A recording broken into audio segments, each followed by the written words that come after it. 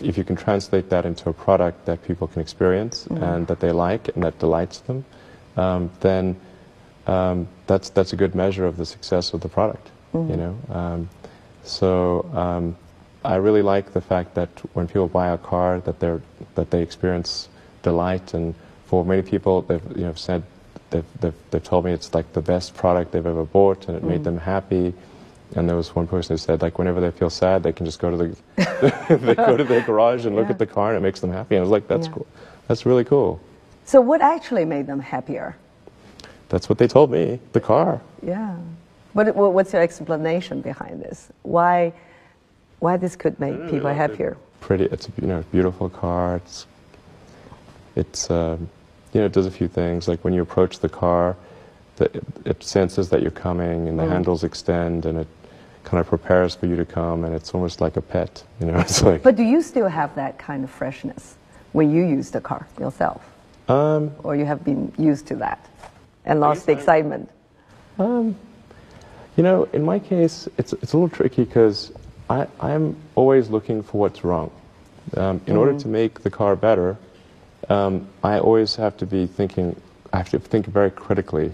And so when I see the car, I see all the things that I think need to be fixed to make it better. And so it's certainly it's easy to lose the sense of wonder, or just see the flaws. Because but it's a difficult thing to reconcile, because if you want to make something better, then you must analyze it for the flaws. Yes.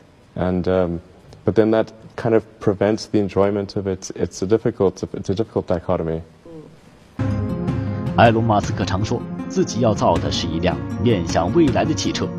在最近的一次科技大会上，他说道，特斯拉几年内将投入无人驾驶汽车领域。他甚至断言，在遥远的未来，我们可能会认为人类驾驶员不合法，你不能让一个人来操纵重达2吨的死亡机器。It seems that you believe in the fact that we're all going to drive electric cars, and maybe someday only by computers, not by human beings. Yeah. You still believe in that? Well, I think it's fairly clear that, to me at least, that all transport will go fully electric. Better for the world from an environmental standpoint and from an economic standpoint if we transition to electric transport sooner. Will help with pollution and global warming and all that stuff. And I do think we're headed towards an age of autonomous transport where you just summon the car with your phone or something, and then get in, and you just tell the computer where you want to go, and it takes you there. It's going to happen very quickly. I think maybe in 4 or 5 years. Yeah, but how do you react to some, the public opinion's skepticism? Because it seems a lot of people are watching you and say, well, let's see how far this can go. Well, I suppose the skepticism about anything new, that's normal. I mean, I'm not expecting that people will just believe me, but I think if you look at, generally my predictions they're more often correct than not. I mean, I'm really just talking about 5 years. We'll have affordable electric cars that go long ranges, and they will be autonomous. 尽管常常被放在一起比较，但马斯克与乔布斯却有着根本的不同。对此，有人曾这样评价：乔布斯走向小的极致美，马斯克则走向更宏大的雄壮美。他要造汽车，造太阳城，造火箭，拥有着狂人般的宏大工业英雄主义。他喜欢谈让人类跨星际，在宇宙中求生存，火星殖民和新世界。他总是在做很多疯狂的梦，并且不惜代价去实现它们。Please bless this launch. 3, 2, 1.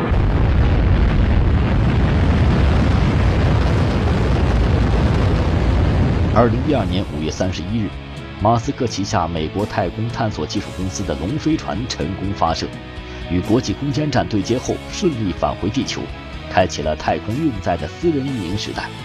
对此，有媒体调侃道：“世界上掌握了航天器发射回收技术的只有4个：美国、俄罗斯、中国，还有埃隆·马斯克。”而他的太空野心并不仅仅局限于此，他还要推进火星移民计划，甚至放言自己要在火星退休。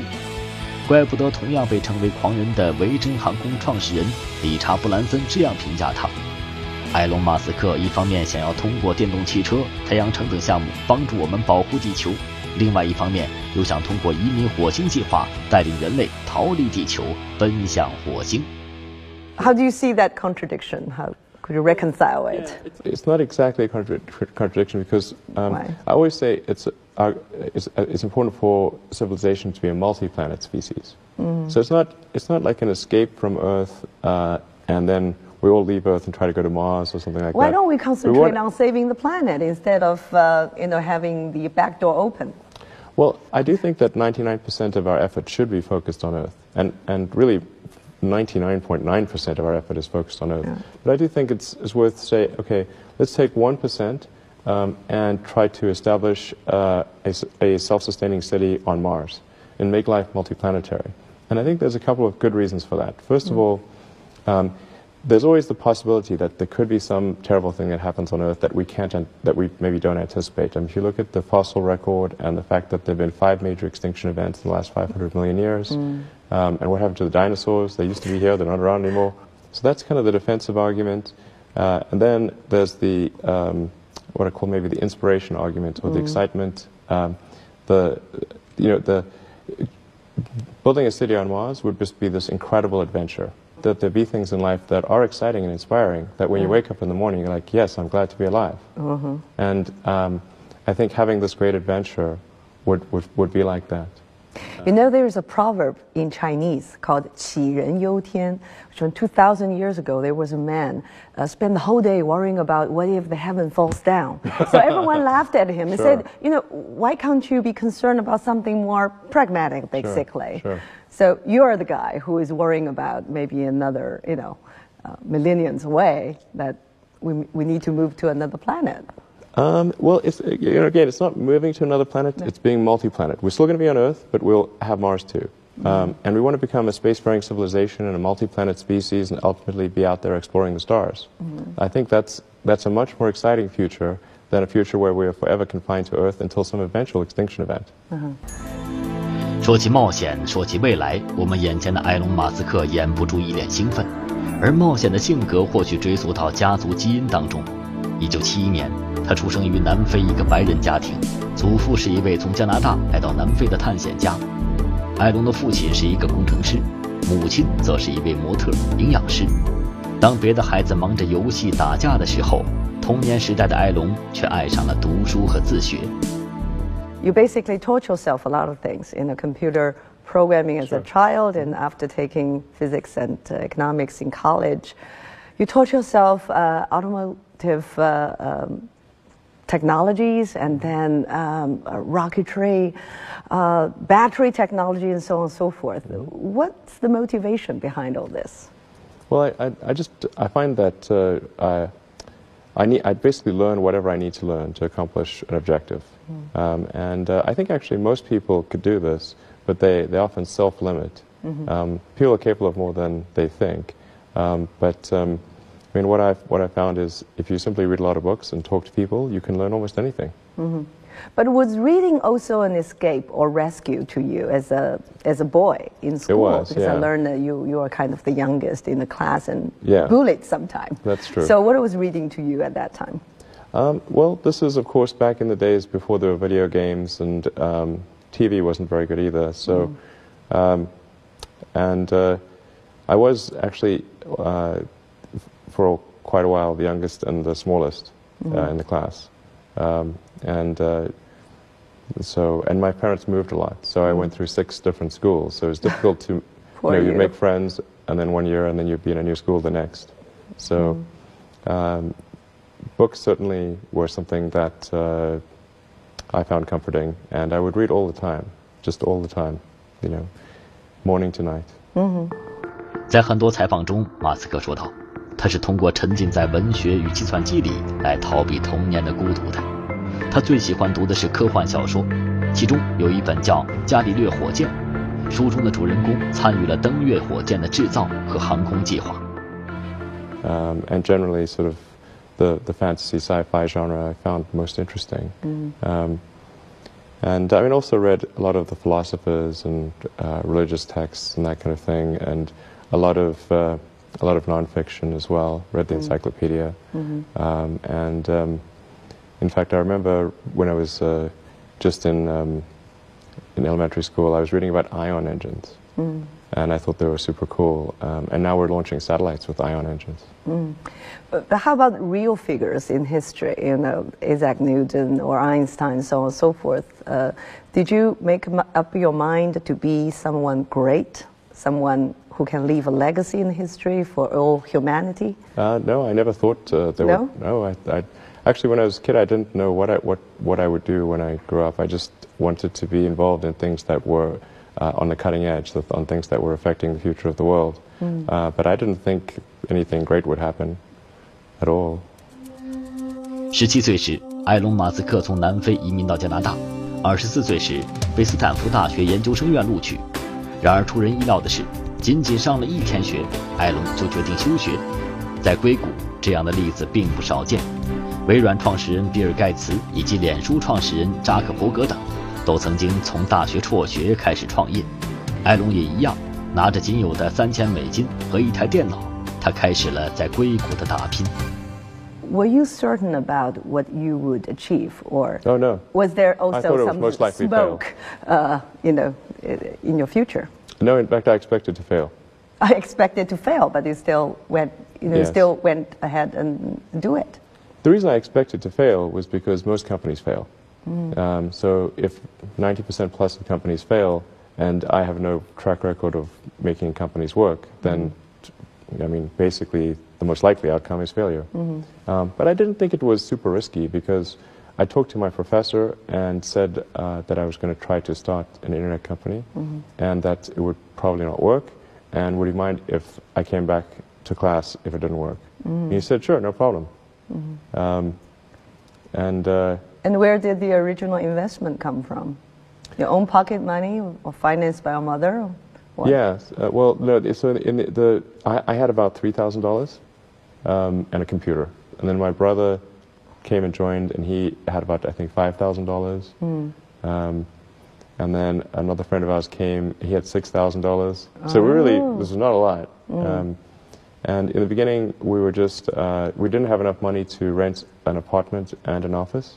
So the office was actually cheaper. So we slept in the office. And we thought maybe it was more impressive to have an office. You know, you can't have people come to an apartment. Yeah. But at night we would just sleep on the couch in the office, and then we would go to the YMCA to shower. And in the very beginning, we only had one computer, so the website only worked during the day because at night I was programming software. Okay. Well, I mean, your brother and a friend joined you, but you were ready to fail. How did you convince them to join you then? Oh, they thought it would fail too. How did that work out? It worked out pretty well in the end. Yeah. We ended up growing the business, and it ended up getting sold for about $300 million. 那时正好是互联网发展的黄金期，硅谷处处上演着一夜暴富的神话。埃隆·马斯克也赶上了好机遇，他创立了一个做媒体电子业务的小公司。1999年，被康柏公司用$3亿和3400万股票收购。埃隆分到了$2000万，年纪轻轻，他便品尝到了金钱的滋味。So when a young man suddenly got, you know, tens of millions and then a billion, were you blown away for a while at least? Yeah, you bet. Absolutely. It was kind of What exciting. did you do with that money? Yeah. Yeah, I mean, What was it like, you know, to have a check like that? Yeah, it was awesome.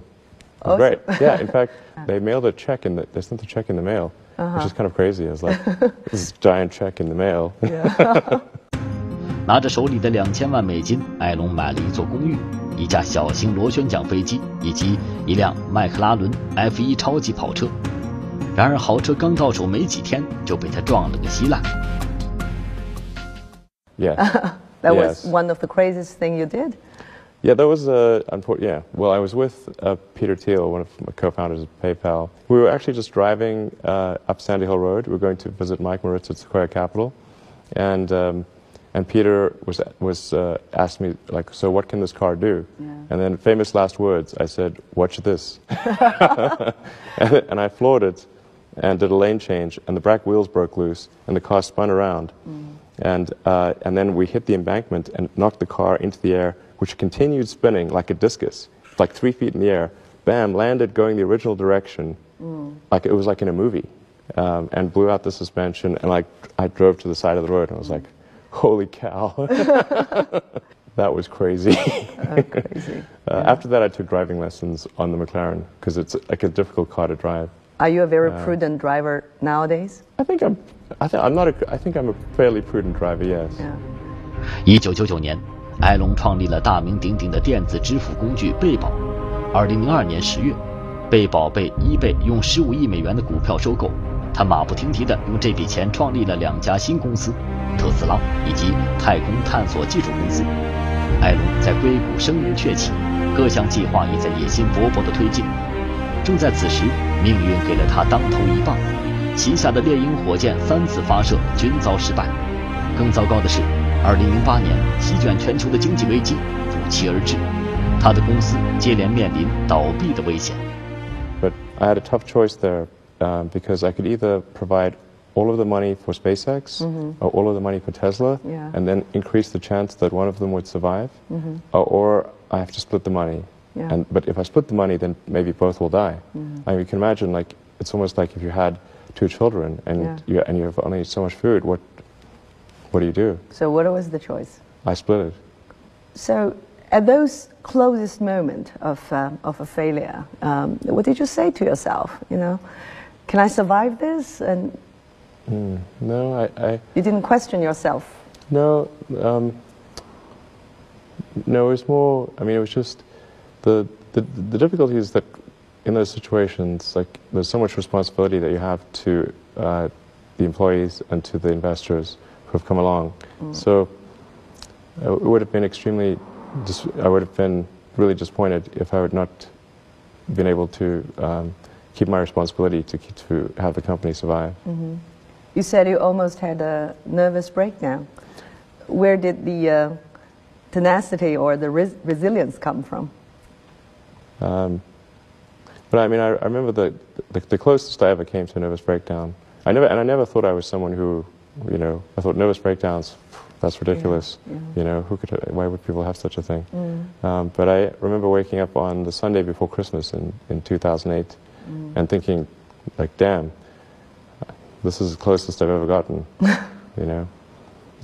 And it was looking pretty grim because at that point, you know, we,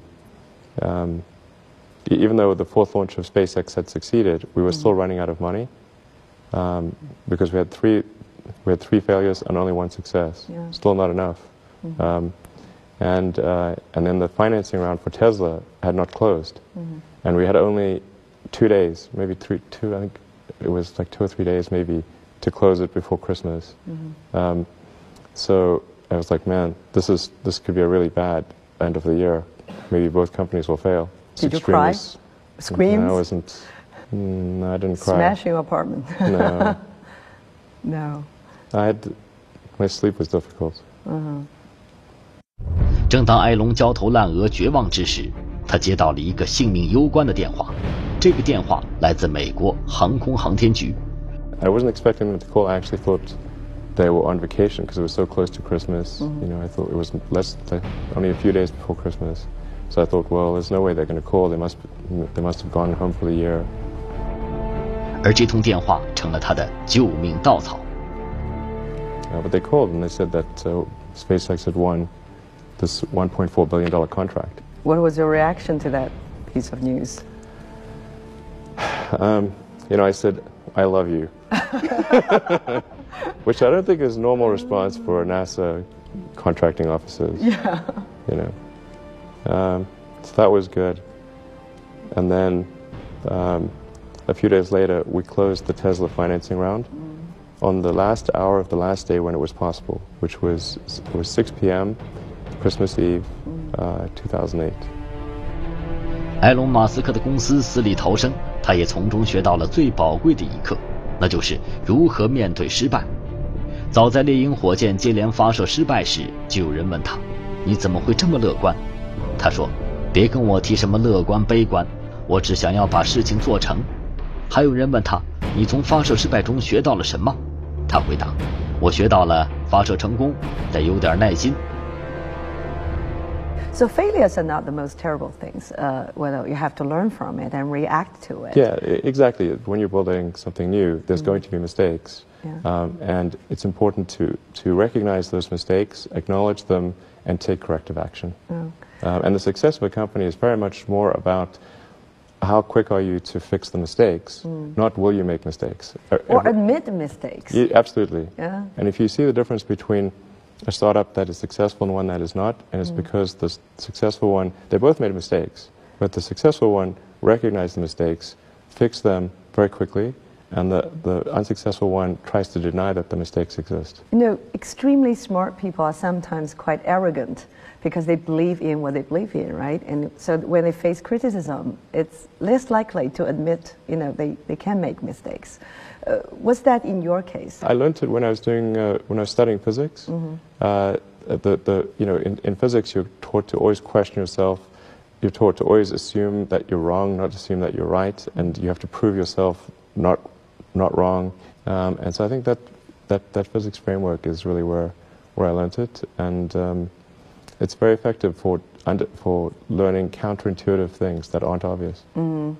So you are very famous in saying that failure is actually an option, and if you're not Sure. failing, that means you're not innovative enough. Yeah, I mean, it's not like I like failure. I mean, who likes failure is terrible. But if you only do things that are certain to succeed, then you're only going to be doing very obvious things. 如今，埃隆·马斯克已经成为了全球创新以及创业的偶像级人物。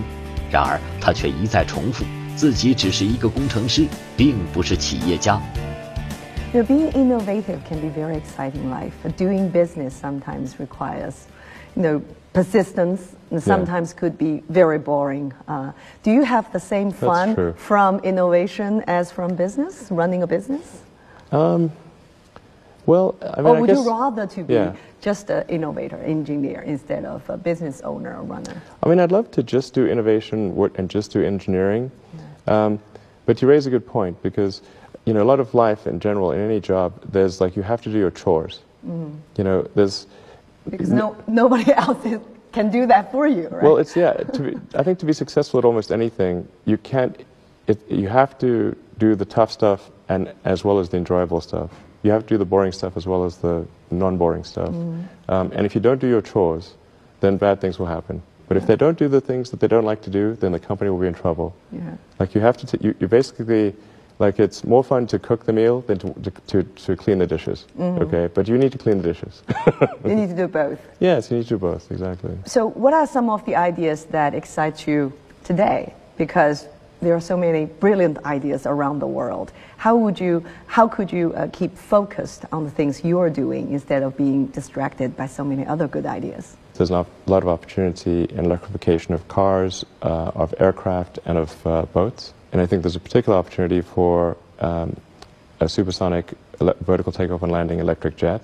That's something I'd love to do at some point in the future if my time allows. 他是自学成才的天才，也是5个男孩的父亲。他是一个传统教育离经叛道者。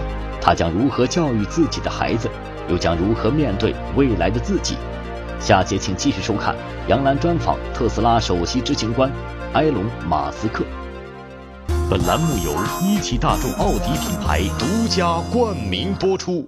他是自学成才的天才，也是5个男孩的父亲。他不断挑战人类想象力的边界。Were you certain about what you would achieve? Oh no, I thought it was most likely fail. 31岁成为亿万富翁，10年时间制造出了世界价格最低的运载火箭，开辟私人探索太空时代。这个出生于南非的内向男孩，又如何成为全球最炙手可热的科技领袖？杨澜专访特斯拉 CEO 埃隆·马斯克，北京卫视正在播出，敬请收看。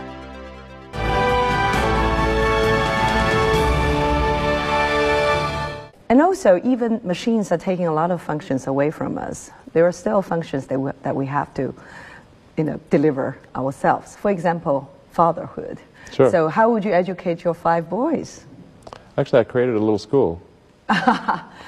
Yeah. What kind of school? Could you describe to us? Sure. It's small. It's only got 14 kids now, and it'll have 20 kids in September. It's called Ad Astra, which means to the stars. That's maybe a bit different from most other schools, is that there aren't any grades. There's no like not grade 1, grade 2, grade 3 type of thing. Making all the children go in the same grade at the same time, like an assembly line. I know.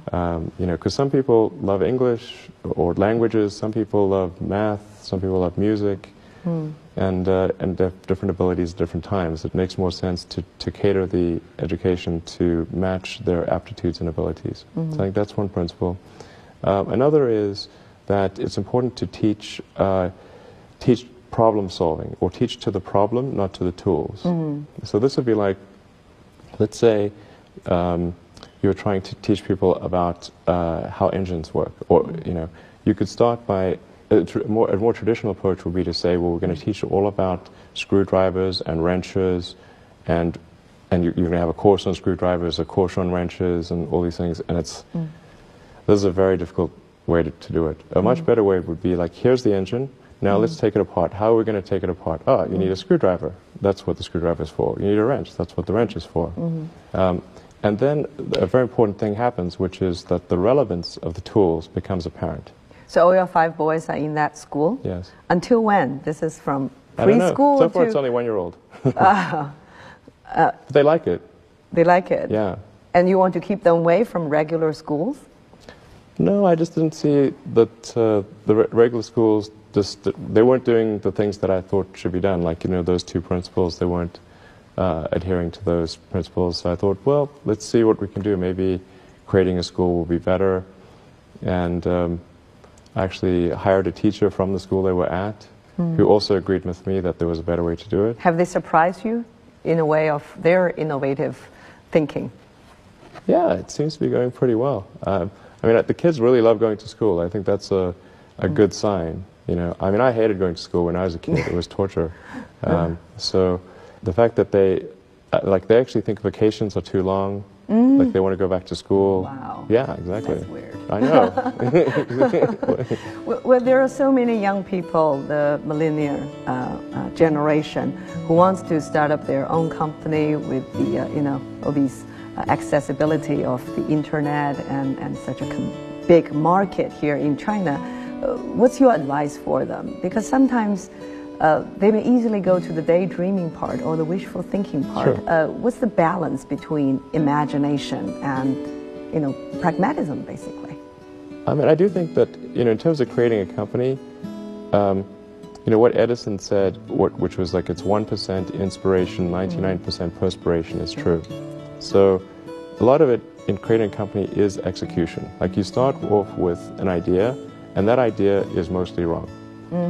And then you adapt that idea and keep refining it, and you listen to criticism. Some criticism you discard, try to discard the wrong criticism, try to listen to the correct criticism, and then engage in sort of recursive self-improvement and constantly refining it and making it better. And you have to work super hard, and that's very important. And then just keep iterating on a loop which says, am I doing something useful for other people? Because that's what a company is supposed to do. A company is just a group of people gathered together to produce a product or service.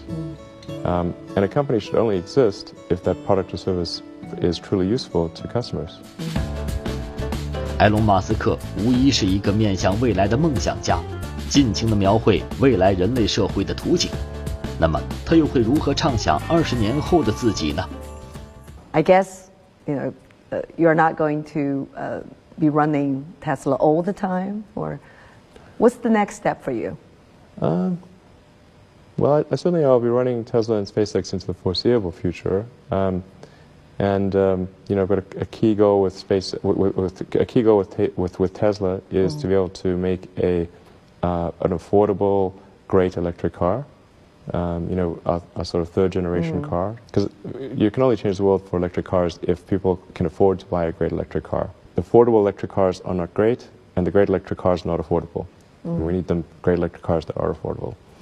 So that's the goal with SpaceX, with Tesla. Now with SpaceX, it's a bit of a longer-term goal because we need to make reusability work with rockets. That's fundamental to improving the cost of spaceflight by a factor of 100. Yeah.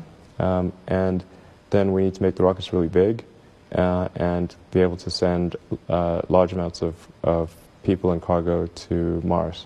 And right now, nobody's been to Mars. So this is a very tall hill to climb. Do you want to be one of those to try the trip? I'd like to. I mean, I'll go as long as I think SpaceX will be okay without me, then I'll go to Mars. So do you feel there is a kind of destiny for you? No? Sometimes I feel that. But I mean, I don't know if there's any merit to that feeling. What are the rules that you want to live by? Because it seems that you have broken many rules. But what are some of the rules that you would abide by? I want to be useful. And I want to be able to look back and say that my actions had a good effect on the world. Wonderful. Thank you so much, Elon. Thank you for your time. Yeah, thanks Have for a having good me. I stay really here. enjoyed the conversation. Yeah.